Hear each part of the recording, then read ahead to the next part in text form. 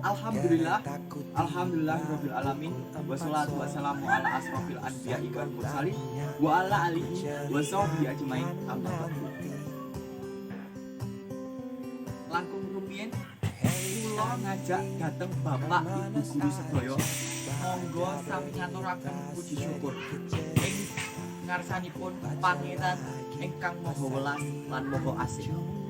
Kanikmatan kamardikan punika tangih saged puji kita harbai menawi tanpa peparing kamirahanipun Allah Subhanahu wa taala.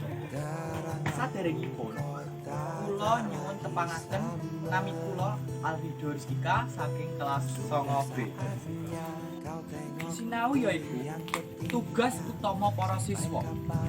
Ing kahanan pandemi virus COVID-19 iki, kita sedaya kedah sinau lewat internet lan kudu ten griya kemawon. Boten namung para siswa, ananging para pegawai kantoran uga kudu pagawean ing griya sedaya. Amargi pandemi virus COVID-19 iki, kita sedaya kudu ten griya kemawon. Enten sing bibar absen ditilar-tilar malih, enten sing ditilar dolan, enten sing ditilar ngegame. Dados semangat sinau para siswa utawa rencang-rencang kula saya kirang para siswa uga mboten nate nggarap tugas sing dipun paringi Bapak Ibu guru. Para siswa uga mboten nate gagas sing dipangandikani Bapak Ibu guru sedaya. Dados kita para siswa kudu bisa ngormati apa kang bilang Bapak Ibu guru sedaya. Kita sedaya kudu bisa semangat sinau senajan ing kahanan pandemi virus COVID-19 iki. Kita sedaya boten angsal males-malesan nalika sinau ing griya iki.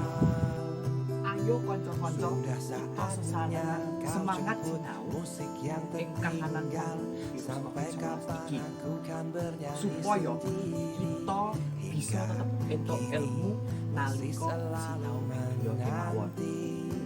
Ayo sesarengan kita kurang dolan, kurang ngegame lan sak panunggalane uga kita bisa dadi wong pinter. Cekap semanten sesurah kula iki menawi enten kalepatan kula nyuwun pangapunten. Wabillahi taufiq wal hidayah. Wassalamualaikum warahmatullahi wabarakatuh. Izinkan aku